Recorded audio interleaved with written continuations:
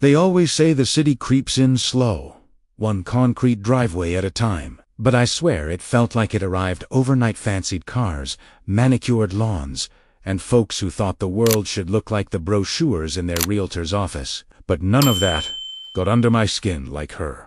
My name's Colton Halemost. Folks just call me Colt.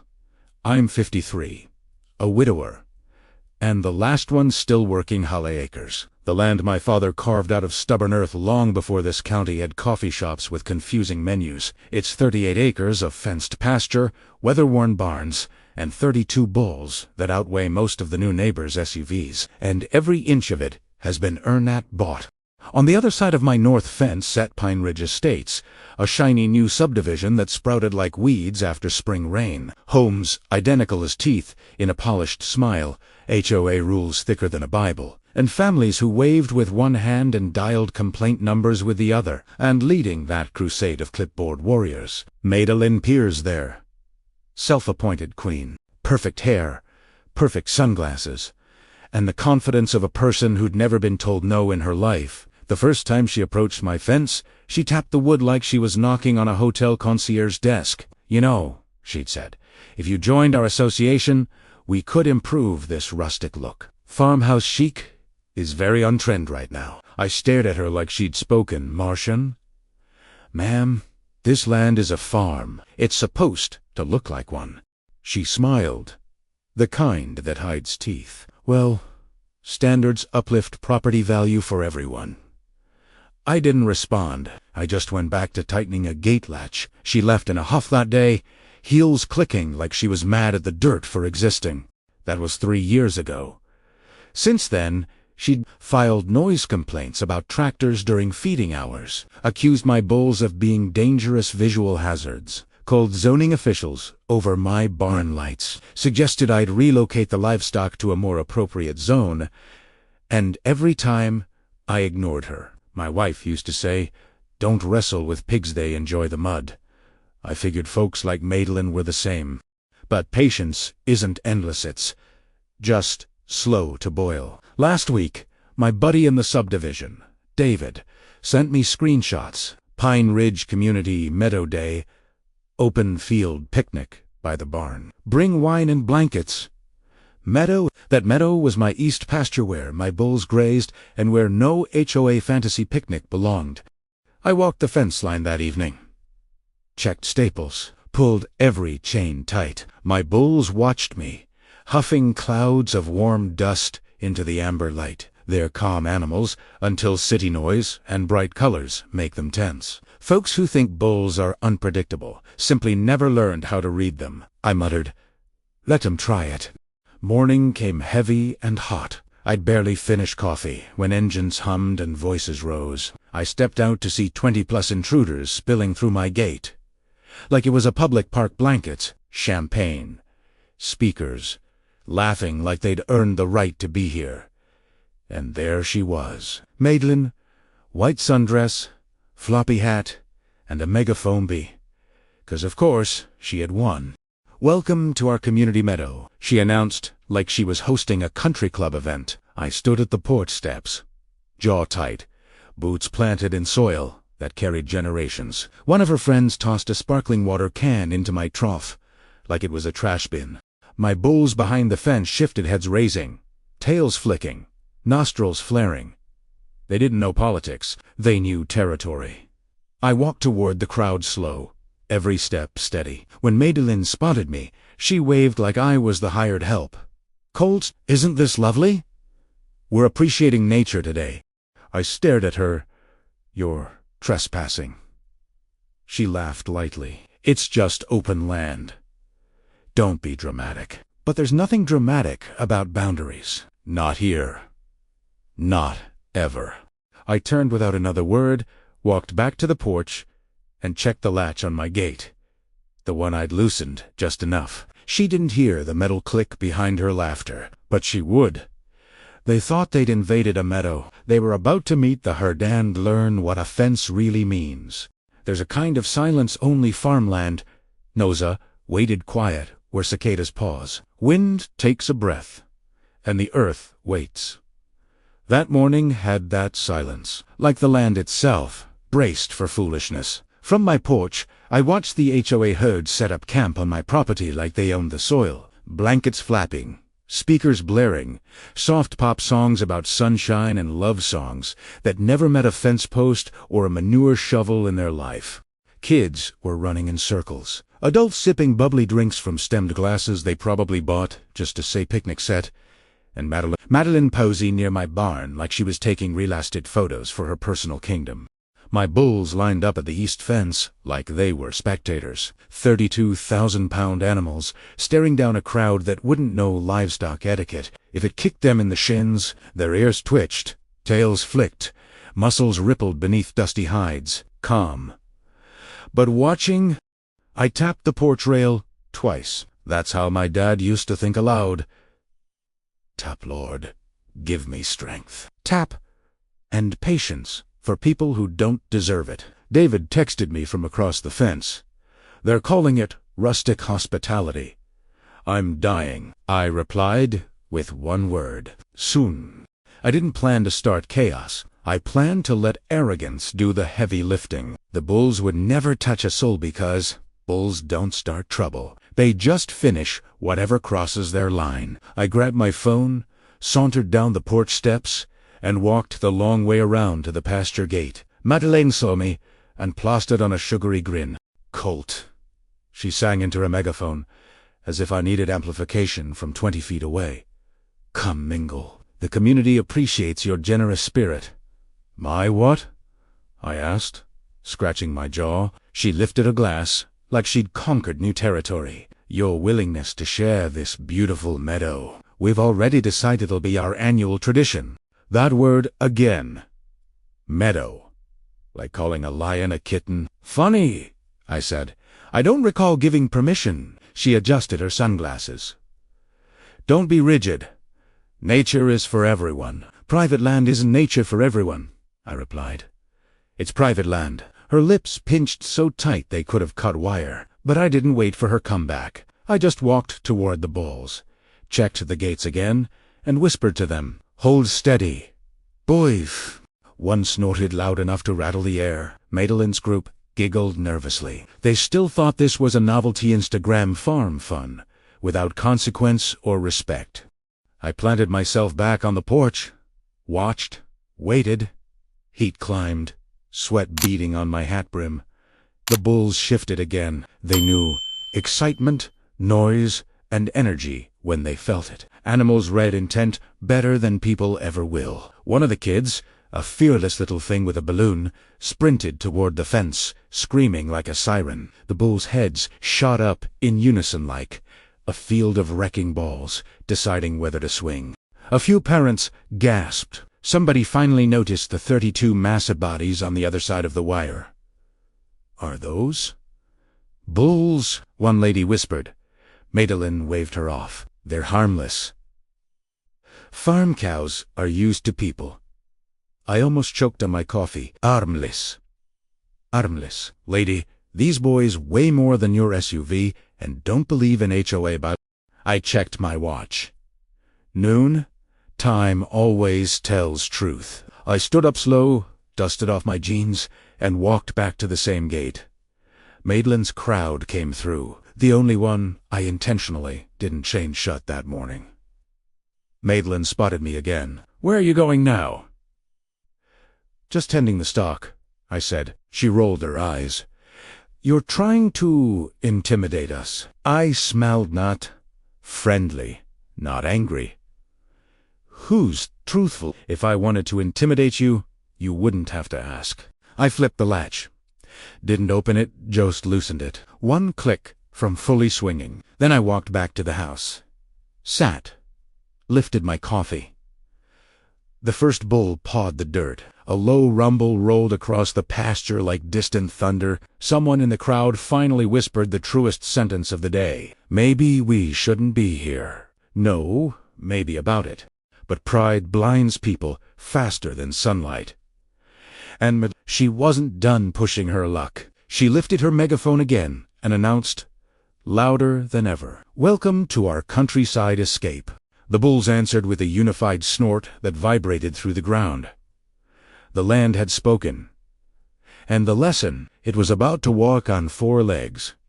They wanted a farm day fantasy. They were about to meet reality with horns.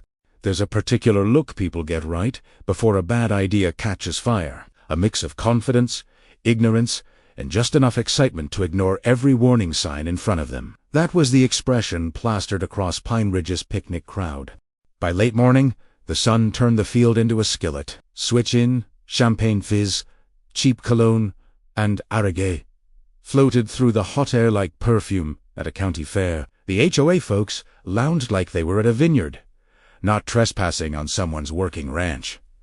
A couple of them even set up a ring light for pictures, with bulls in the background. My dad would have called that nature thinning the foolish. I leaned against the porch post, arms crossed, watching as kids raced dangerously close to the fence. My bulls watched them back slow, alert, ears flicking. Each deep exhale from the animals sounded like a warning rumble from the earth itself. Then came the tipping point. A margarita tiptoed across reality as one grown man, salmon polo shirt, and the confidence of someone who's never changed his own, tire-stepped right up to the fence with his phone raised high. "Hey everybody," he shouted, "let's take selfies with the cows." Cows. Bless his heart. Madeline clapped like a queen who'd just solved world hunger. Yes! Rustic charm. I took a long sip of coffee. The bulls didn't move. They just stared. A girl ran forward waving a red ribbon, bright as fresh paint. Bulls don't chase red like cartoons. Klimbot movement? Like that? That's a fuse. One big Charolais bull named Ranger snorted and pawed the earth. Ranger's built like a freight engine with a grudge against anything loud and sparkly. I whistled low, not to call him, just to remind myself to breathe. Then I started walking. Slow, deliberate. Boots crunching dry dirt like punctuation. Madeline spotted me again, megaphone in hand like it was a sheriff badge. "Oh, look!" she chirped. "Farmer colts joining the fun." "I'm here to check my fence," I said. "You're ruining the vibe," someone muttered. "I'm protecting yours," I replied. "Most didn't get it," Madeline scoffed. "Honestly, colt, relax. We're enhancing the area." "Enhance all you want," I said. "Just not on someone else's property." She rolled her eyes so hard I worried they'd get stuck. "You don't own nature?" "Correct," I said. "But I own this land, and you're standing on it." A few guests shifted. Doubt trickled like sweat. That's when Champagne Shirt Guy leaned over the fence to film Ranger. "Who's a big puppy?" "Huh? Look at the big doggy." Ranger let out a snort that shook dust off the fence rails. That man jumped back, like someone had slapped him with a garden hose. A ripple of nervous laughter spread through the group. I crouched by the gate, latched the same one I'd loosened earlier on, ran a thumb over the metal. "This gate's been giving me trouble," I said loud enough. "I ought to fix it before something decides to push through." Madeline waved dismissively. "They're fenced. They can't do anything." I looked at her, just looked, and let silence do the talking. Silence is louder than shouting when truth sits inside it. From the pasture, Ranger bellowed again, a deep, heavy thunder roll across dry ground. The herd shifted in one sweeping motion, hooves clacking, muscles rippling like storm clouds gathering strength. The crowd finally hushed. A breeze stopped. Even the air seemed to notice reality entering the chat. One kid tugged at his mother's dress. "Mommy, the cows look mad." "They're fine." Madeline snapped, but her voice cracked like dry wood. I tapped the gate latch. Metal pinged softly, and in that moment, the entire group realized something. They weren't in a park. They weren't in a curated countryside Instagram reel. They were in a pasture, surrounded by livestock that didn't give one polished shoe about HOA. Madeline lifted her chin, determined to salvage her royalty. "We are doing nothing wrong," she declared. "No," I said calmly, "just something Stupid. Her mouth opened to argue, but before she could speak, another bull bellowed, this one deeper. Closer. It rolled through their bodies, rattling nerves clean to marrow. People frusi. Phones lowered. Ismail's diet. Sometimes the land speaks only once. After that, you listen or you run. They thought the fence protected them. They were about to learn it only protected them as long as THEY respected it. There's a moment right before everything goes sideways, when the world seems to hold its breath, and standing on my porch, mug cooling in my hand, I felt it. The HOA crowd finally ran out of giggles. Even the kids sensed it. Instinct kicks in when muscle and earth begin speaking a language only survival understands. One of the bulls, Brutus, a thick-necked Angus who thinks he's ranch security, took 2 steps toward the fence. He wasn't charging. He wasn't threatening.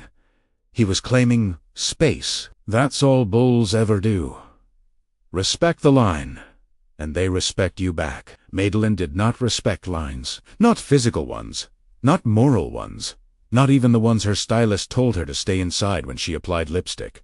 She lifted her megaphone again, desperate to recapture attention. Everyone stay calm. They're just farm animals. Ranger snorted so loud it drowned her out like thunder smothering a whistle. And the crowd flinched. Then came the first shift in noise. The picnic playlist quieted. Lagaterdiad. Talking turned into whispers, and nervous throat clears. Folks suddenly remembered important things. Odd kids. They had expensive shoes. They had no business being here. A woman leaned toward Madeline. Maybe we should move back. Madeline forced a brittle smile.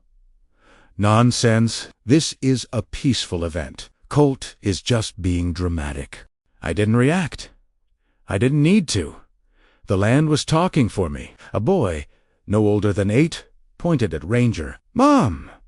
I think the cow's looking at me. That's not a cow, his dad murmured, voice suddenly small. That's a bull. Progress. Someone finally opened a book. I set my mug down and walked toward the gate. Slow, not menacing, just deliberate. Every step earned the crowd's attention like gravity shifting. When I reached the latch, I didn't even touch it, just rested my hand near the metal. Madeline's eyes widened like she just realized the oven she left on wasn't metaphorical. What do you think you're doing? She snapped, checking the gate. Primera Said calmly. Wouldn't want it swinging open. She scoffed. You're trying to intimidate us. No, I said. Tone steady as hardwood.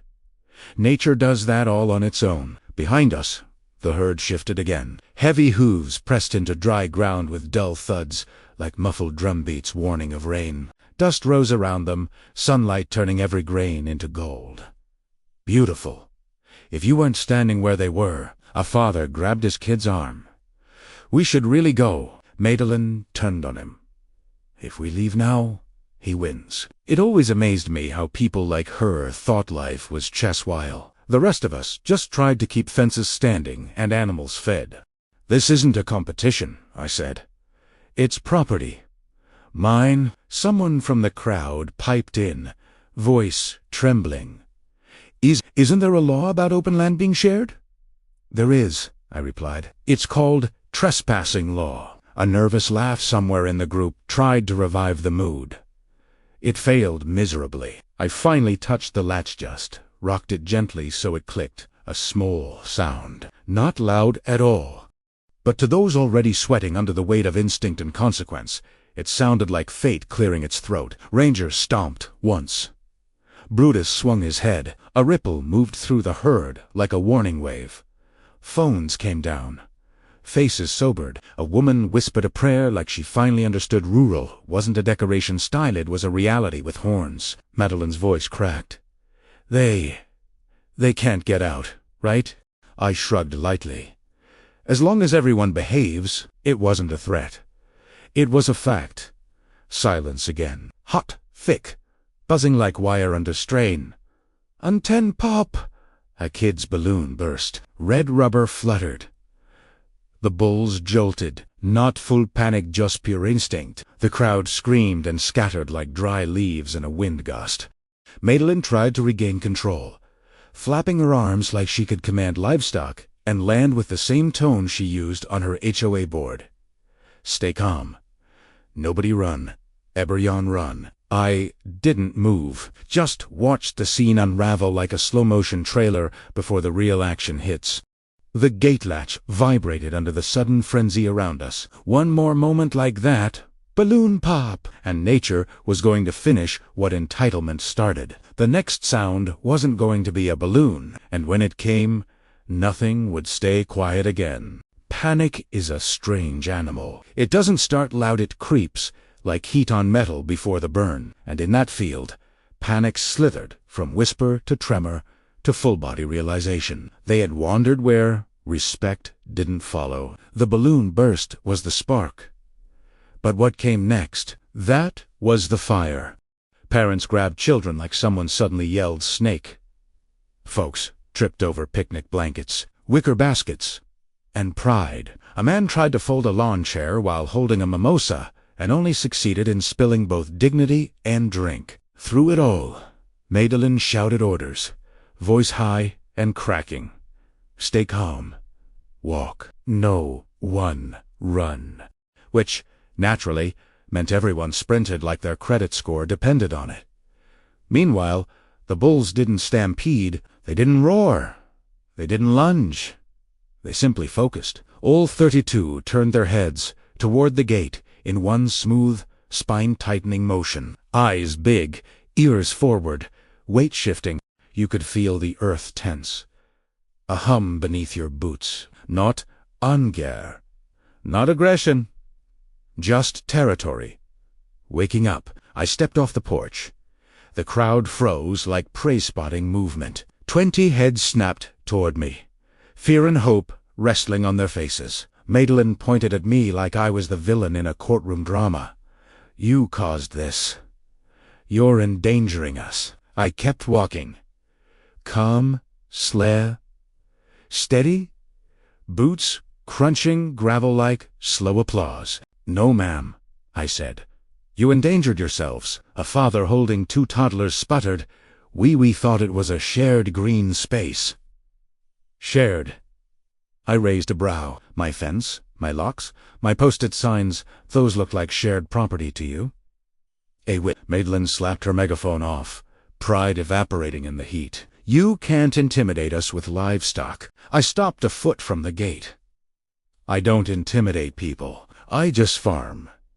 Everything else is nature, doing its job. The bulls snorted again. Dust curled around their hooves like smoke. I touched the latch. Just touched it. Metal tapping, metal tick, a sound so small it shouldn't matter. But in that moment, that little click felt like thunder held in a bottle. The crowd held its breath. Madeline stepped back. For the first time since I'd known her, she didn't have a comeback ready. Don't, she whispered. You already did, I replied. Then I opened the gate. Not wide, just enough. 6 inches of daylight.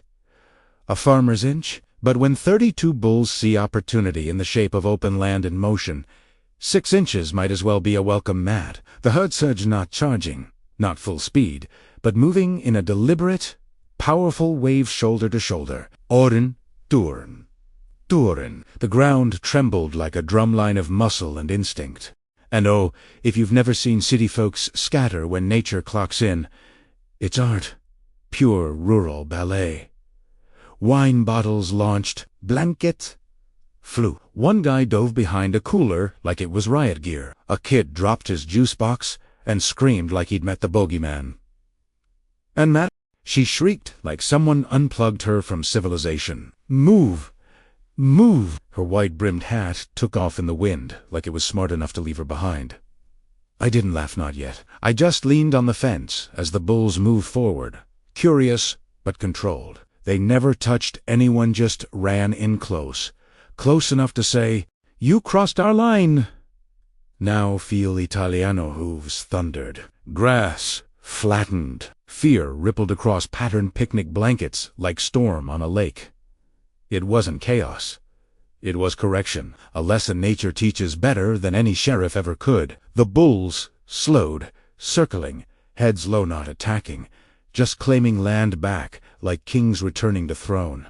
Madeline tripped into the mud, trying to climb the fence. Half the crowd followed. A cooler burst open, sparkling water and fancy cheeses exploding like glitter bombs of privilege. I finally said it, voice calm as prayer. "You came looking for country charm." Madeline spun, face streaked, voice shaking.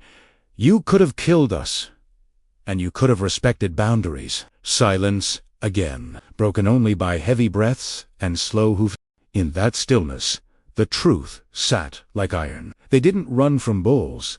They ran from consequences. They thought the worst was over once the bulls stopped moving.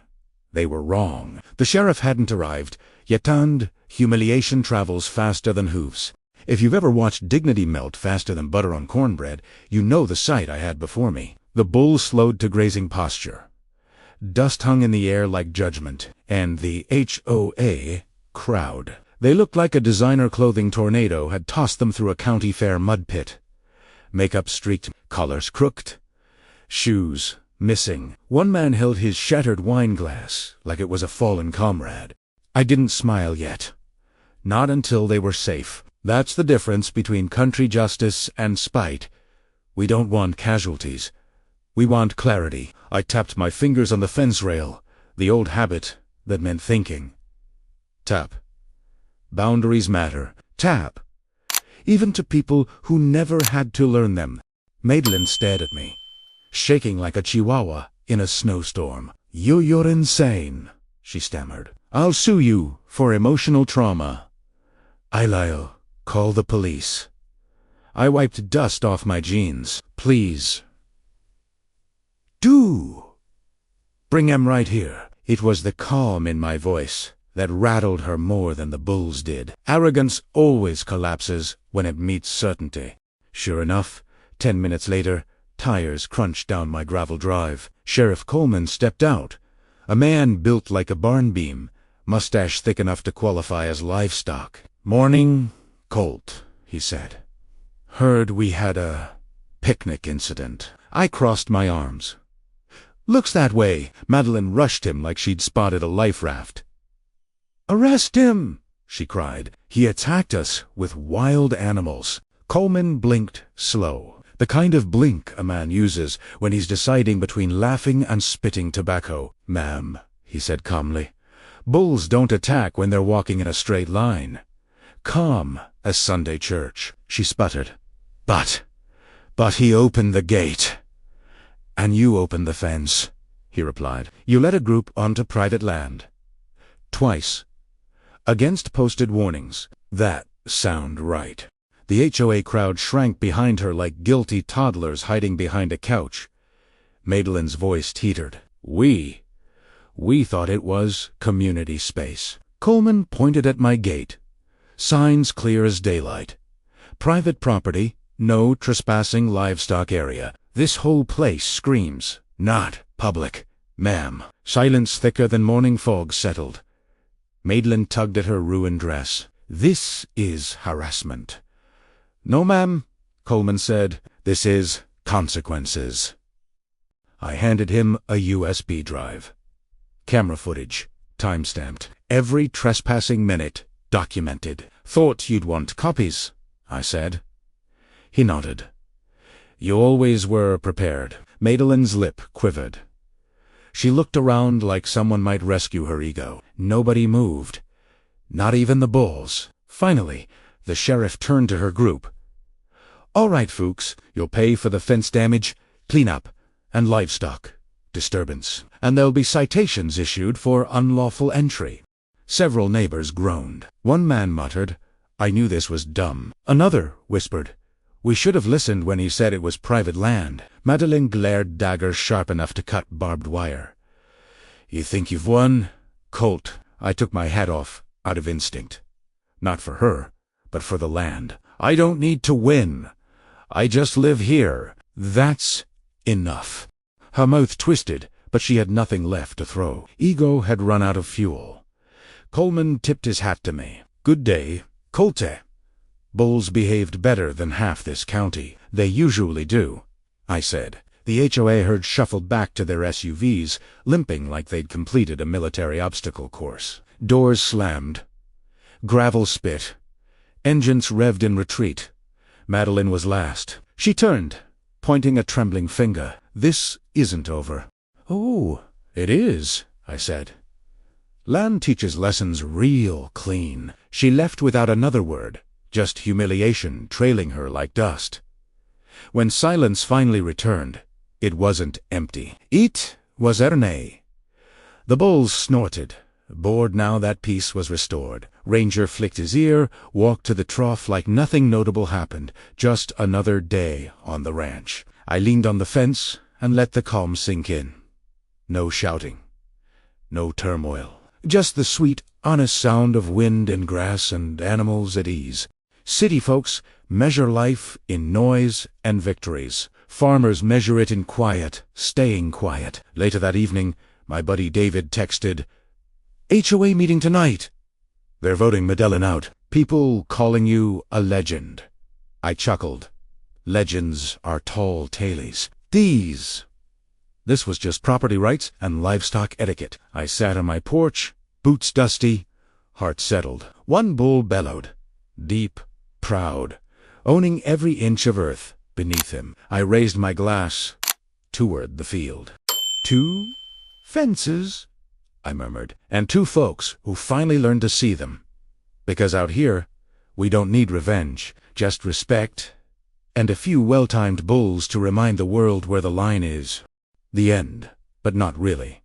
Because every fence has a story, and every trespasser eventually learns why it stands.